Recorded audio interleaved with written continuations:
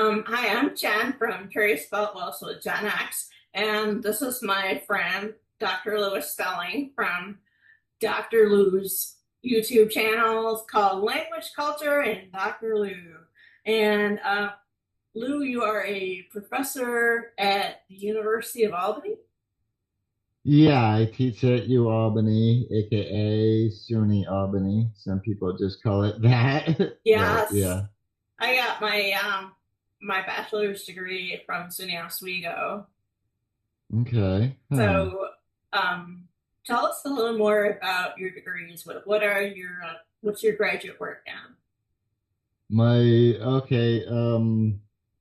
Oddly enough, I got my bachelor's and my master's and my doctorate all from the same university, which is pretty atypical, but hey. And that is actually U Albany, the same Okay, place where I'm teaching now. I left for a while. Um, well, right when I finished my doctorate, because they didn't have a full-time job for me at U Albany, and I had student loans coming due, so I went and taught at MCLA, the Massachusetts College of Liberal Arts, for a few years while I paid off my student loans and all that, and eventually came back to U Albany. Um, and So my bachelor's, I have a bachelor's in French with a minor in linguistics, and then a master's degree, again in French studies with an unofficial concentration in linguistics, and then a doctorate in French linguistics, pretty much. cool. So I was consistent in my studies throughout the whole thing.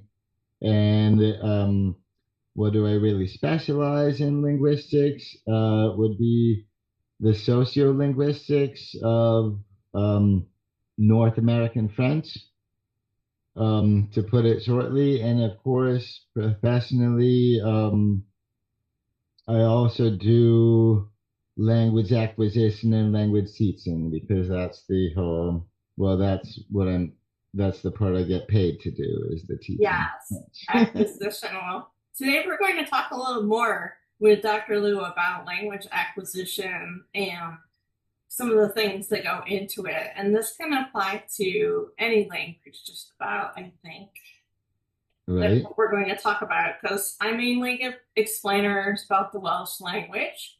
However, this can apply to any language. I mean, Dr. Lou specializes in French, and I'm a learner of languages, and I speak seven, some better than others. I'm not good at French, but I don't count that in one of the ones I say I can speak. But I can hold conversations of varying length in English, Welsh, German, Spanish, Italian, a little bit of Russian, and a little bit of Hebrew. But I have other languages that I dabble in because I find them so fascinating. Now, Mm. Dr. Lou, I wanted to ask you to tell us little bit more about thinking in our top target language. Like, how do we get there? When do we get there? Okay. About how we end up thinking in our target language. Is Yes, and that the dreaming in question? our target language. Thinking, dreaming.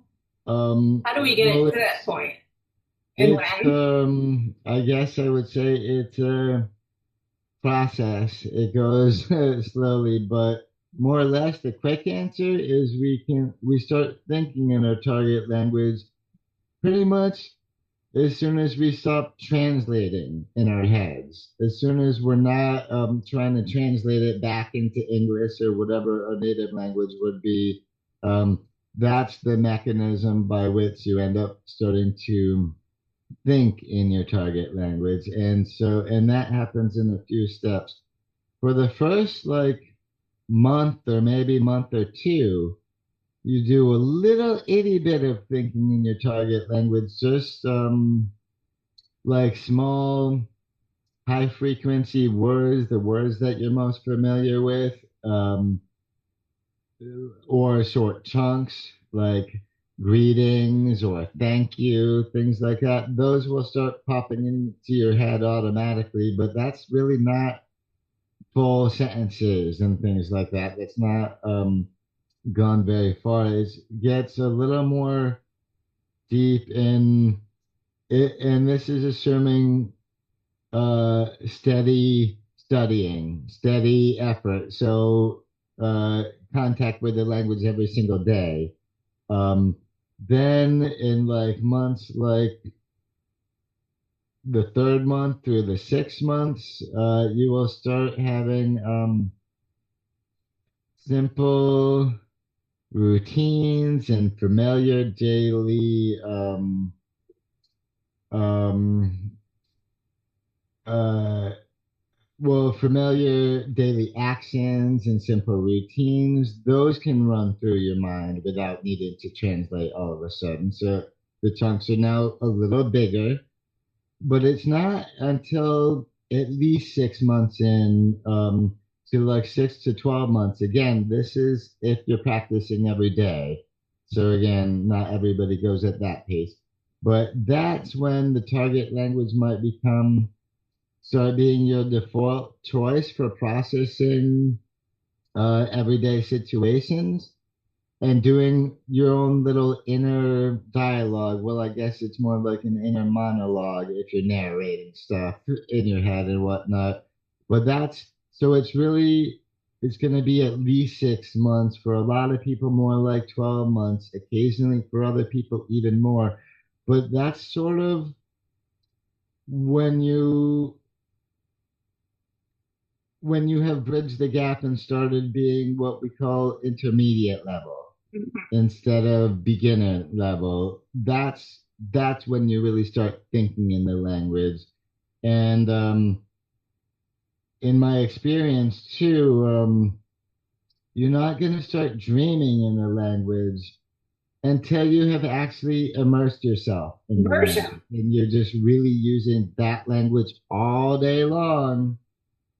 Then that's when you might start dreaming in the language. And it's, to me, it's super interesting. I remember when I first started, because English was my first language. And so when I first started dreaming in France, I was like, wow, I noticed. I noticed when I woke up and remembered, hey, that whole thing happened in French. But at the time, I was studying at Laval University in Quebec City. So I was using French all day in class and then outside of class, all of it. And and once you get to that point where you're dreaming in the target language, that ends up being a tip off for you to know if you're dreaming or not. Like if I'm in a dream, if I'm speaking French with somebody who in real life doesn't speak a word of French, all the fences in my head, that's a dream. or same thing if I'm speaking English in a dream to somebody who doesn't speak any English, I only interact with in French in real life. That's a tip off that this is a dream that I'm dreaming. For me anyway, it's when you make the connection like, hey, that person doesn't actually speak this language. How is it? And of course all that has to be it's very lucid dreaming. If you're aware that there, that if it feels real, but there's something so off about that, yeah, that can be a tip off. Hey, this is just a dream. No, I find that absolutely fascinating, especially as somebody who's been into lucid dreaming for a long time. Mhm. And when you mention lucid dreaming, do you mean to the point where you can actually control your surroundings? That type of lucid dreaming? Or at least to the point where it all seems super real to you, Hmm. like it all seems absolutely real, not necessarily like a nightmare real, but What about if you're I flying, used to flying to um mountains? long time ago, um I had lucid dreamings where I was sort of flying around and I could sort of control where I'm going and all of this. Right.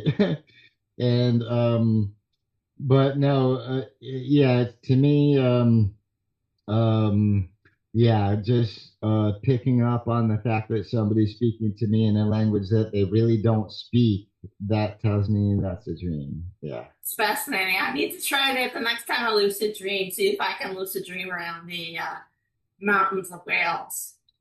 Hmm. So that this has been a fascinating conversation so far. I Excuse me. think I I saw think your you need cat in to the background start too. lucid dreaming. I've read in a actually in a book of shadows um about which of course is a witch's scripture in a handbook. So that's what I'm Neat. talking about.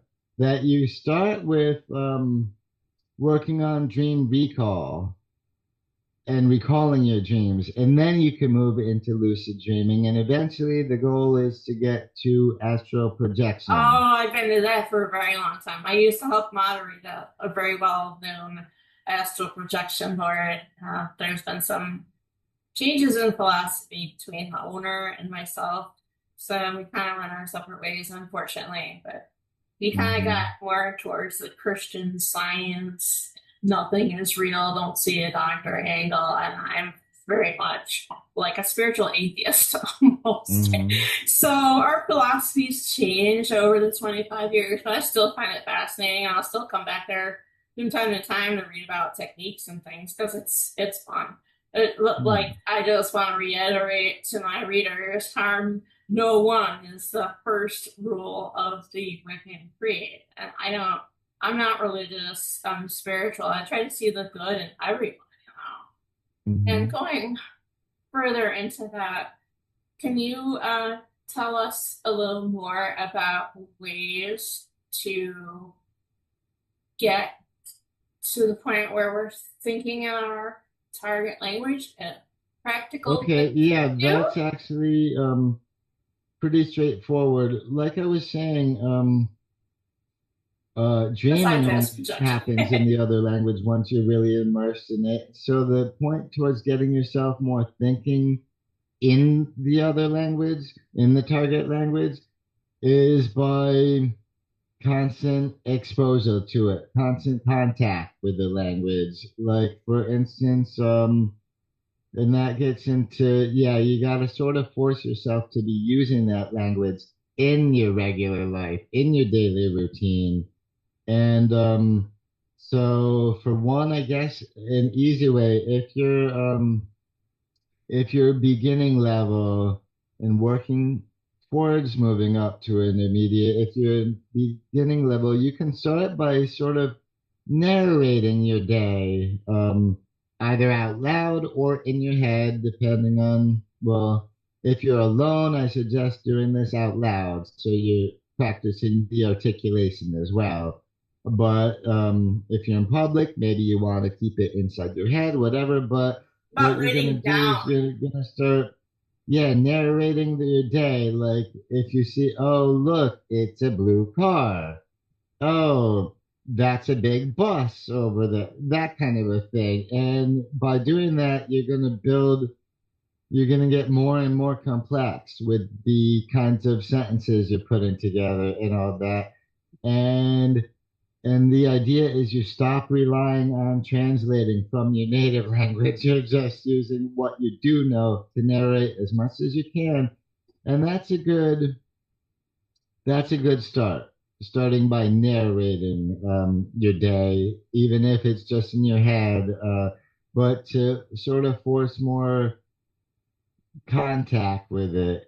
And another way to do this, to force yourself to be using your target language in your day, which will all move towards thinking in it, you can write lists or journals. Like if you want to start keeping your calendar events in the target language, that could be helpful. Or little to-do reminders, like if you want to write your grocery list in the target language, stuff like that.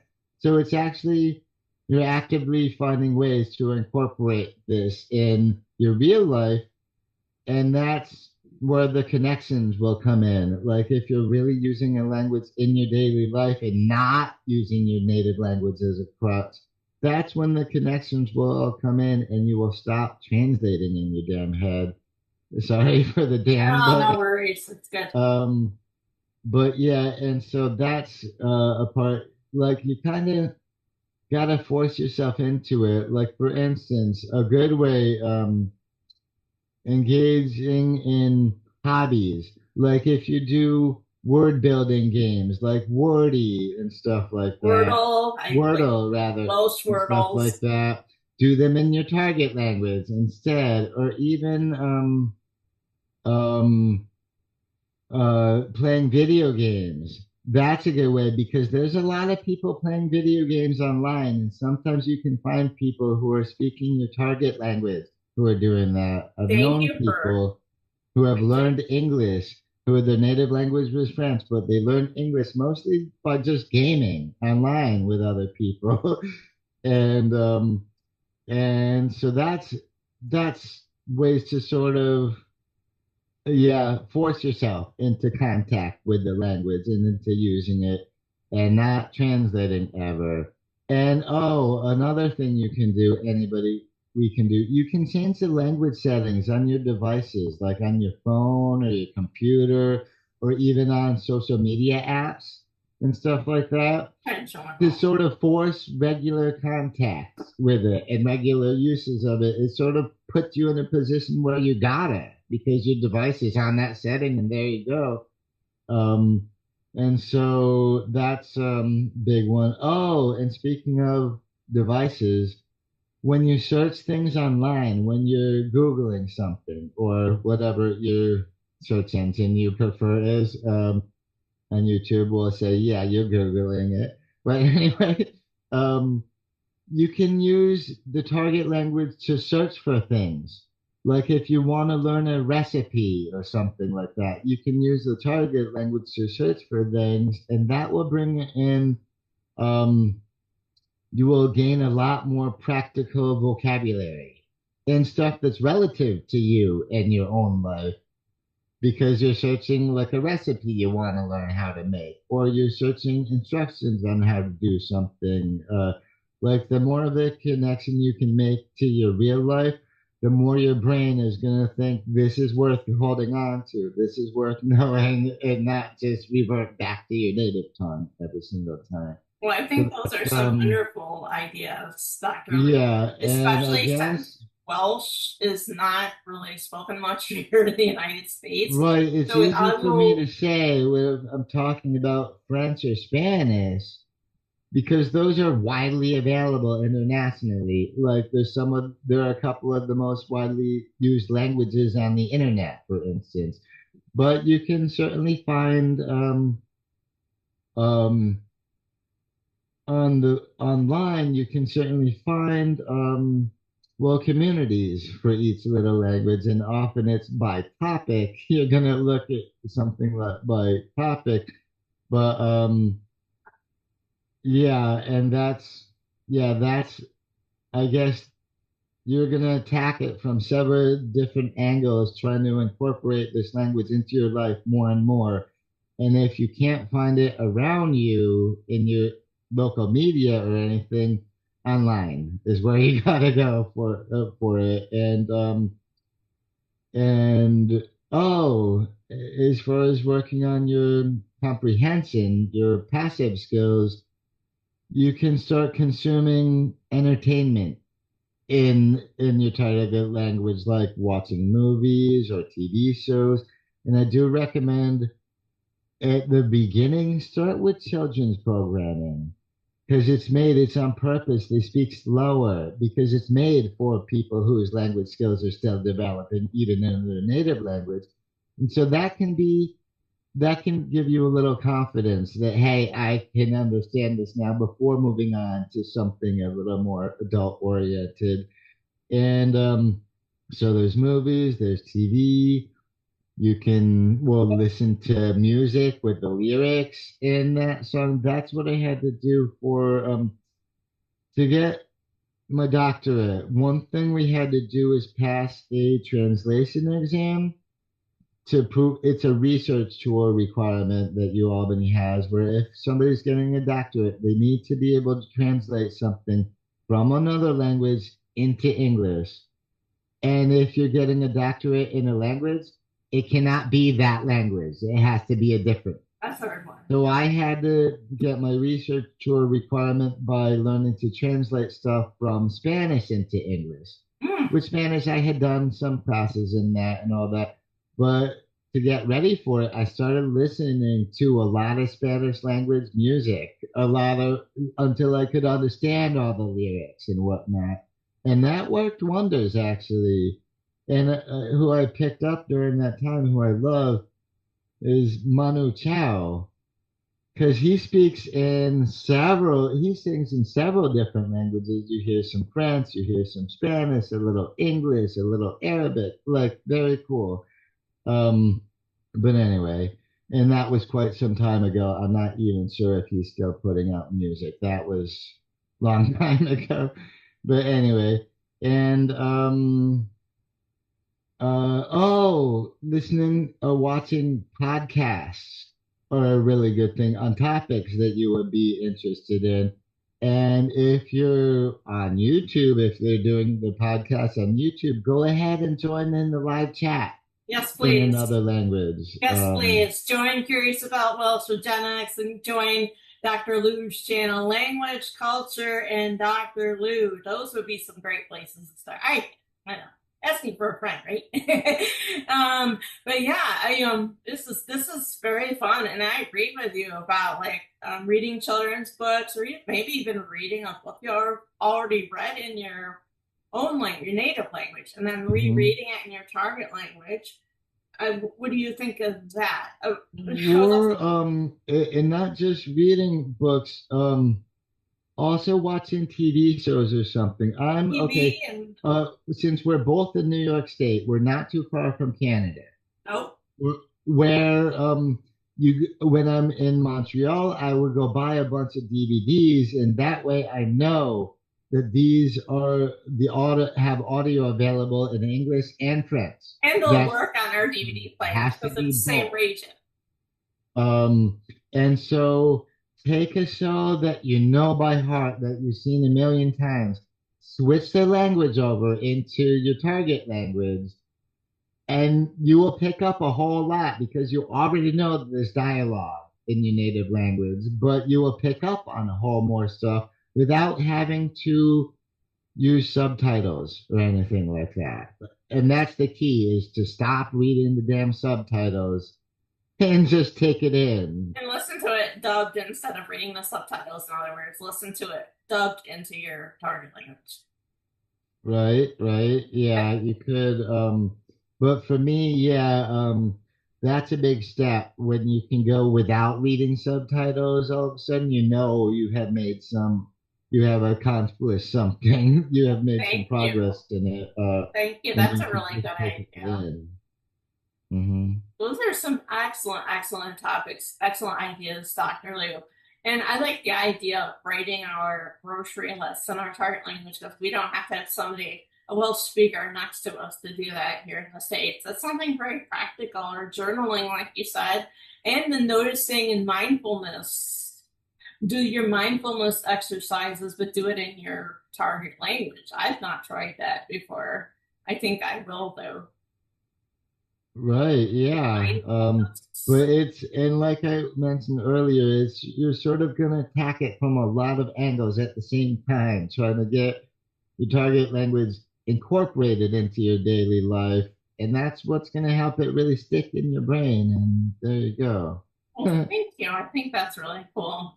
Moving right along to another topic that's very near and dear to my heart is language preservation.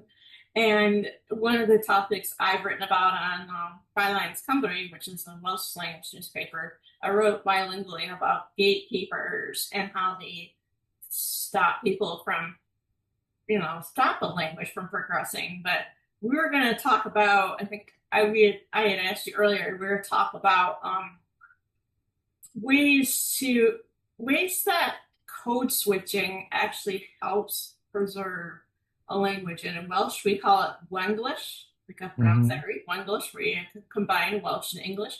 I find that it helps me learn a language and retain it. But I was talking to you the other day, and you were saying it also helps keep a language going in a particular country and helps prevent it from being extinct. And I'd like you to elaborate on that some more. Sure. Excuse me. Um, and I guess, yeah, that's the thing. Well, you mentioned gatekeepers. We call in sociolinguistics, we call those speech monitors.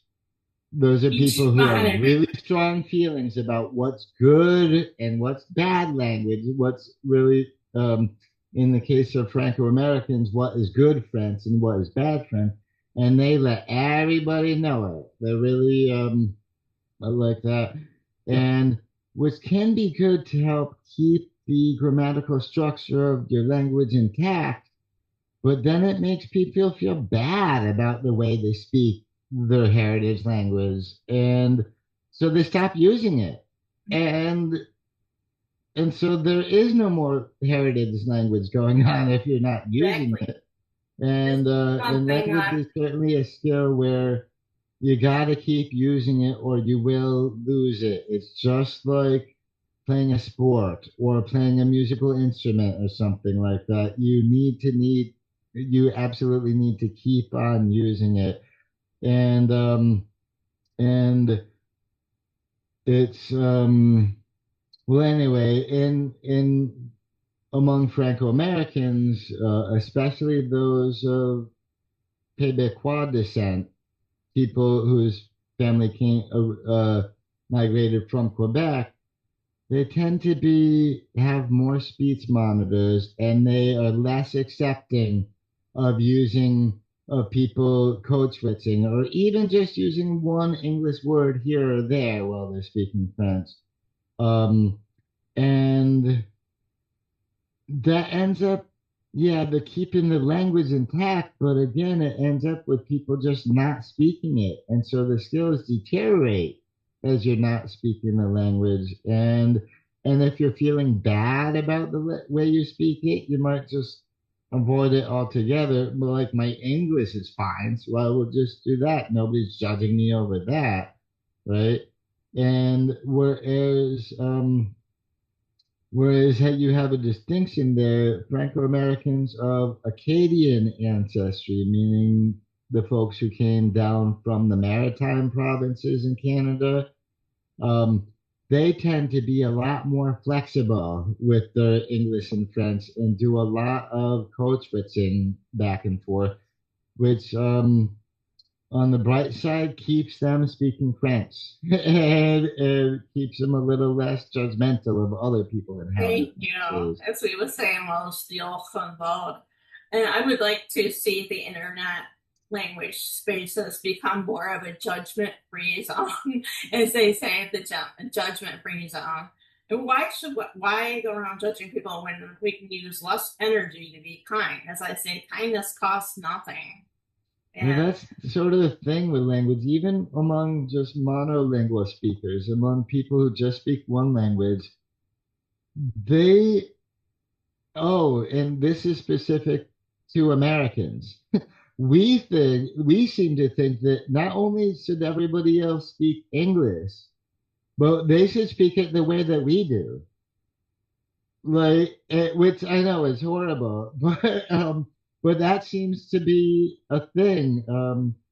And so not only does any foreigner, any immigrant in this country have to speak English, but they have to do it the right way. And the right way in anybody's head is the way they grew up speaking it.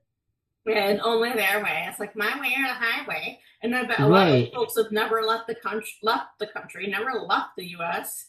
and they couldn't find Wales on a map, and they don't even probably never even left their state, or maybe only lived in one state Right. or the They other. It's never like, left the region come and on whatnot. now, there's more to It's a, life. yeah, and because we label American English as one thing, but there's at least half a dozen varieties of American Thank you, English thank around you. this country. Like, at least you would have to, that's the very least if you want to lump people together into larger regions and whatnot. And it's not like the way that somebody speaks English in the state of Washington and Oregon is any less valid than the way someone speaks Thank English in New you. England, or, Thank you. oh, also milk ends up getting said more Milk. like milk by a Milk. lot of I folks. know people Yeah, said yeah. milk or legs, eggs. And that's just the vowel is getting more into the middle of your mouth instead of up at the top. But anyway, We're or getting a down at the little bottom. short for time. Like to begin to wrap this up first by saying diolch on bod. I used to live in Syracuse, as they would say it out in Syracuse.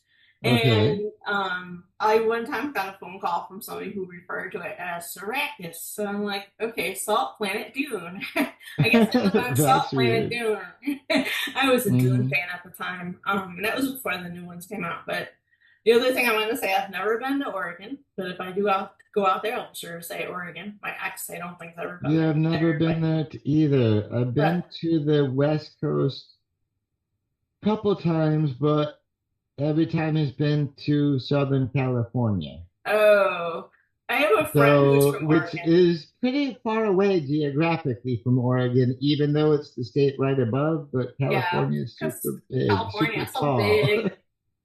I've never been to Oregon, but if I were to go there, I would say I like Oregon. I don't think Max has ever been there, not when we were married, but gatekeeping sucks no matter how you look at it. And be sure to pronounce things correctly when you and learn the language when you go places. And Dr. Lou and I, we talked about language acquisition, how to think in your target language, and how code switching helps you not only retain a language, but mostly we talk about how it keeps a language from dying out.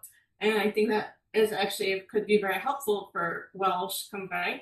Someone say diolch yn fawr to my friend Dr. Lou from Dr. Lou Language Culture and Dr. Lou on YouTube. Be sure to subscribe to his channel. I will leave a link. And if you dig this, I would love it if you subscribe to us as well, to me as well, JenX, curious about Welsh with JenX. And if you know anybody looking to learn Welsh, please send them my way. If you see somebody on Reddit or some other social media looking for resources, pretty pleased with sugar on top, as well, recommend, suggest curious about Welsh with JenX. So thank you very much as we say Welsh. Diolch yn fawr. Louis, merci beaucoup. De rien. You're welcome. And you're watching Curious About Welsh with JenX and also language, culture, and Dr. Lou with my friend Dr. Lou out of Albany, where they don't see steamed hams, or do they? Which is it?